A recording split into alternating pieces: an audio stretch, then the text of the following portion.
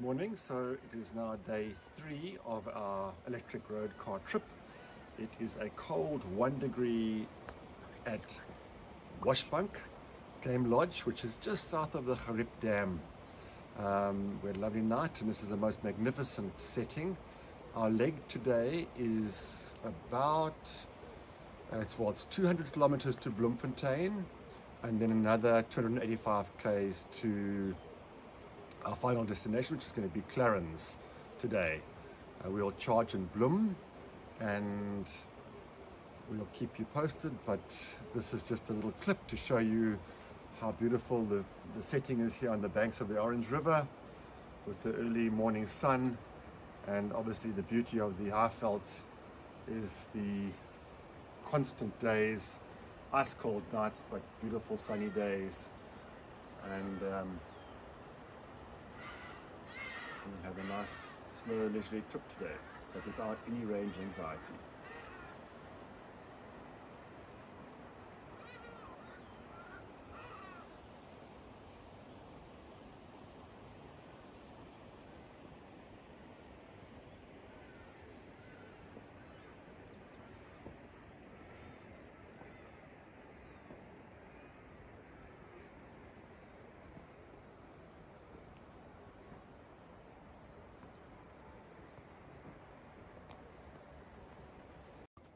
So we're just going to be leaving Waschbank now, and I thought you might like to know a little bit more about the Jaguar IPACE.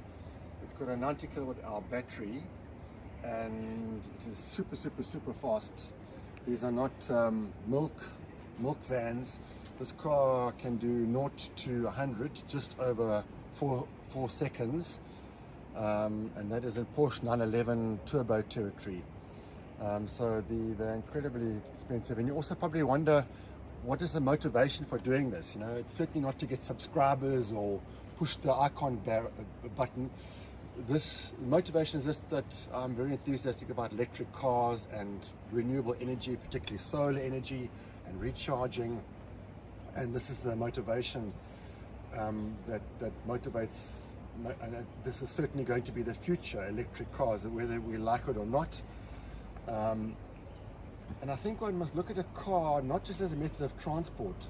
With a 90 kWh battery, if it is full and the car can send power back to the house, that is equivalent to 1 week's energy to supply the house. So I think in future we need to look at the car not as a transport only, but as a power bank.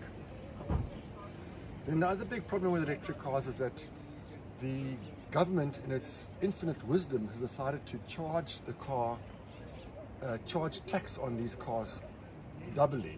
So most governments in Europe and throughout the world, in fact, give rebates for electric cars, but our government has decided to tax it with a normal import duty plus a wealth tax.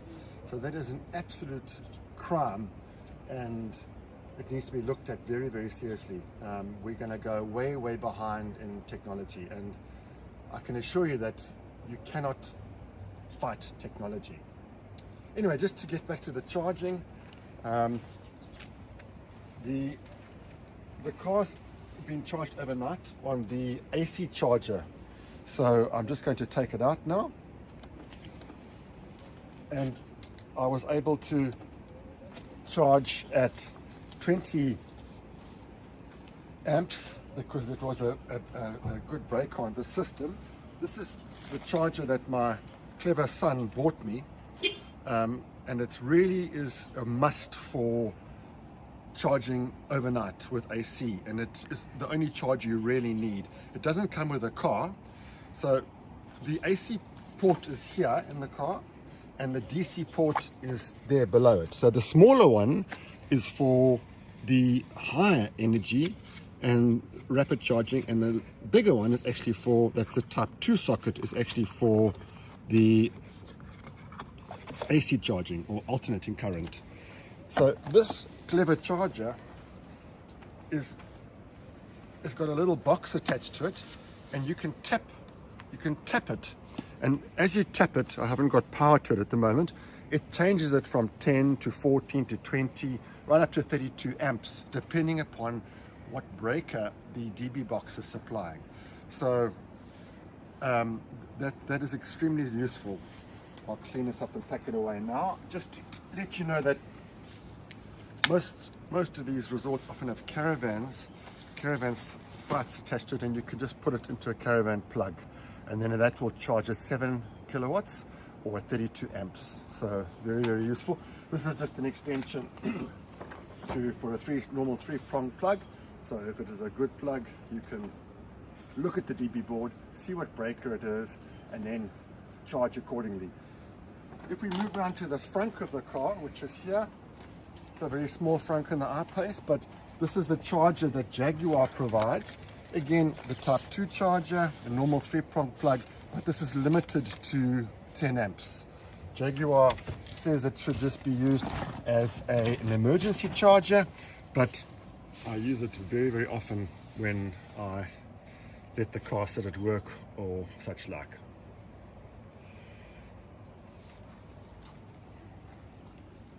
Coming around to the back of the car, we're fully packed and ready to go, and it has a reasonable boot space which can obviously be pushed down. Right, so we're on the way to Bloem. I haven't reset the computer. We're doing 25 kilowatt hours per 100 kilometers. I'm traveling with an average speed of 120 on the speed limit, and that gives us regen already at 3.8. If we look at the other screen, this is probably the most useful screen for a long trip that we found. So it obviously gives you the navigation, but this little screen here is the best. So it shows you your destination and what you have currently in the battery. So currently we're at 51%, 52% battery. With when we arrive at our destination, we'll be at 31%. We find this very, very accurate, and that gives you the best idea of range and what you can actually do, because the trip miler on the main dash is a little bit over enthusiastic, so it tends to overread what your range is.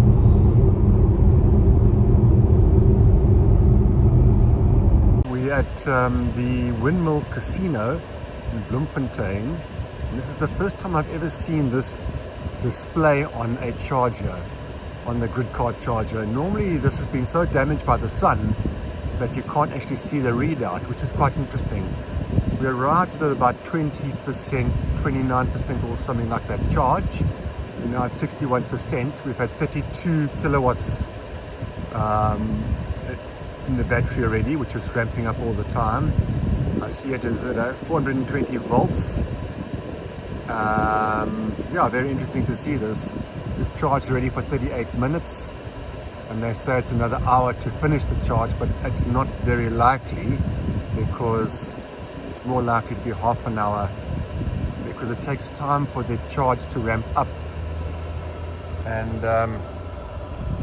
here's the charger. It's in a very nice location. Unfortunately, with the COVID, the casino has just been restarted after lockdown 4 to lockdown 3, and the place is like a ghost town. At least the Spur is open for a coffee. There's the car underneath the shade cloth, and it's a very nice location. The next route is from here to Clarens, and it's actually longer than I thought, because we are actually 15 k's short of Bloemfontein, this charger, and this is going to mean that I'm going to have range anxiety already. The a Better Route Planner app, which is a marvelous app, if I put this location in Clarens, it only says I'll have 2% battery left, but it doesn't give me any limitation to how fast I can go. So let's see what happens. I'll start off obviously very gently and not go over 100 kilometers an hour, and then see what the terrain is like and the wind, and then update you from there. Yes, so this is one of the better charge stations I've seen. and grid cars, and it's so nice to have the display. We are en route now to Clarens with a bit of anxiety. The map says we have 9% battery left when we get there, and it's already showing a yellow mark, which is a warning sign. So I'll have to be very careful on this route. We're not going to go more than 100 kilometers an hour. So we've come from Bloemfontein now on the way to Clarens, and it was quite alarming when we put the map on. It looked like it was going to be minus 3% by the time we get to Clarens, which was very range anxiety alarming. So I took it extremely carefully from Bloemfontein. That kept trying to divert us back down to the Lesotho border, and if you look at the map now, we have now reconfigured everything, and we now have quite easy 13% or 12% left when we get to Clarens. So I'm not sure how it was calculating it. What I did is I went very, very economically from Bloemfontein to the N5 turnoff.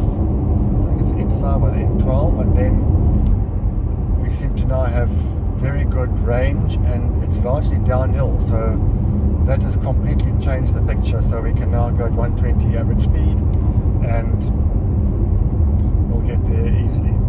So again, another huge factor in an electric car with consumption, I suppose with any car, is the altitude.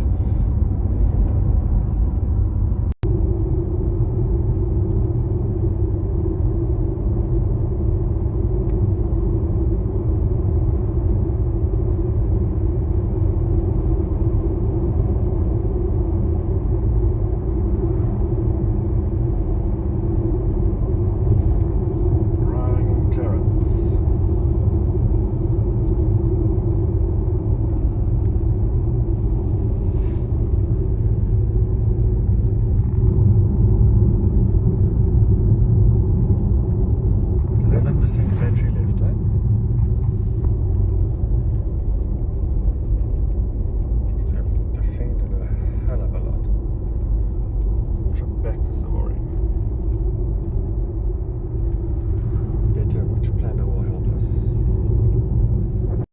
Right, so this is the end of day 3, and we are finally at our destination where we're going to spend most of our holiday, which is in Clarens, and Lynn's going to pan around now. You're going to see the whole place. We had quite a lot of range anxiety leaving Bloemfontein because the navigation system in the car showed that we were going to be minus 3 when we got here. So I don't know, they took us on some circuitous route, but we changed things fortunately, and it ended up that we had 11% when we got here, although I took it early on very reasonably and fast, we went on average to the 120 most of the way. And the main issue was that when we turned off the N1 and down the N5, it seemed to be downhill all the way. So I'm a little bit concerned about going back, in the elevation going back. We're in a beautiful place, and as normal, the car's on trickle charge as soon as we stop. I'm not sure what the breaker is here, but I've got it on 16 amps. Car's charging, and we're here safely. What I'm going to do is work out the exact fuel consumption, and I'll do that by converting the trip distance and then converting into liters per 100 kilometer in fuel for what I actually paid in electricity. So that'll be the next short update.